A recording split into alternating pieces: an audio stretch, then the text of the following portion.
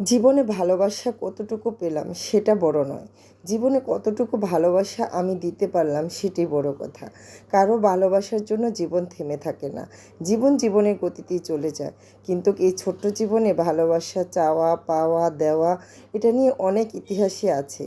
কিন্তু এর মাঝে ভালোবাসা আমি মনে করি আমি কতটুকু দিতে পারছি এটাই আমার সার্থকতা। আমার ফ্যামিলি, আমার পরিবার, আমার সন্তান, আমার সংসার আমি কতটুকু ভালোবাসা দিয়ে আগলে রাখতে পারবো বা রেখেছি এটাই আমার বড় সার্থকতা।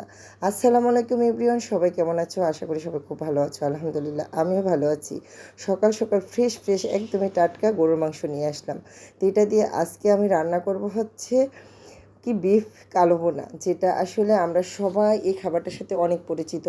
তবে রেসিপিটা শেয়ার করতে পারলে হয়তো তোমাদের সাথে আমার খুব ভালো লাগতো, কিন্তু যেই কোনো কারণে হোক আমি রেসিপিটা শেয়ার করতে পারলাম না। তো এত মজা করে কালো ভুনা করেছিলাম কি বলবো, সেটা দেখে আমার কর্তামশাই লোভ না সামলাতে পেরে প্লেট নিয়ে হাজির।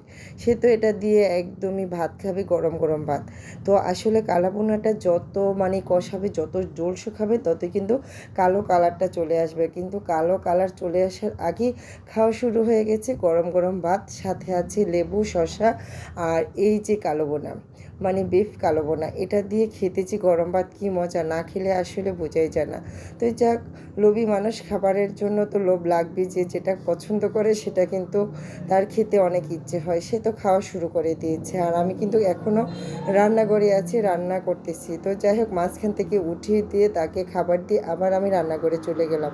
গিয়ে এখন এই যে মাংসটা আরও কষিয়ে নিচ্ছি। যখন কষাতে কষাতে ঝোলটা একদমই শুকিয়ে যাবে, মশলাটা একদম মাংসের গায়ে লেগে যাবে, তখন কিন্তু একদম পারফেক্ট কালো বোনাটা চলে আসবে। তখন কিন্তু দেখতে কালারটা আরও লোভনীয় হবে, আর খেতে তো বেশ ভালো লাগবে। কালো বোনাতে যত ঝোল শুকিয়ে যাবে, যত কালার চলে আসবে, মাখা মাখা থাকবে, মাংসের সাথে ভাজা ভাজা ঝোলটা থাকবে, ততই কিন্তু খেতে ভালো লাগবে। এত সুন্দর কালার আসছিল, আর লাস্ট পর্যায়ে দেখতে এত ভালো লেগেছিল। এটা পরোটা, গরম ভাতের, পোলাওর সাথে খেতে কিন্তু বেশ ভালো লাগে। তো আজকে আমি পোলাও করব, সেই রেসিপিগুলি না হয় অন্যদিন তোমাদের সাথে শেয়ার করব, পোলাও আর কালো বোনার সাথে কী কী ছিল। আর এদিকে ওই যে আমার গাছে ড্রাগন ফল ধরেছিল একসাথে 5টা, মাশাআল্লাহ আলহামদুলিল্লাহ, সেগুলি খাওয়া শুরু হয়ে গেছে। আমার ছেলের জন্য অপেক্ষা করতে করতে সে আসলে কোচিনে গেছিলো, বাসা ফেরার পরে এই তো সবাই মিলে বসে একদমই মজা করে খেলাম।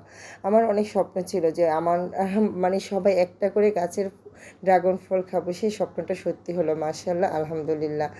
আর এই দেখো কালারটা কি লোভনীয়! এই খোসাগুলি দিয়ে নাকি চা খাওয়া যায়, এটা শোনার পরে তো আমি অবাক হয়ে গেলাম যে এত ড্রাগন কিনে খেলাম বা গাছের খেলাম, সব খোসাই তো ফেলে দিলাম। সবাই ভালো থাকবে, সুস্থ থাকবে, আল্লাহ হাফেজ।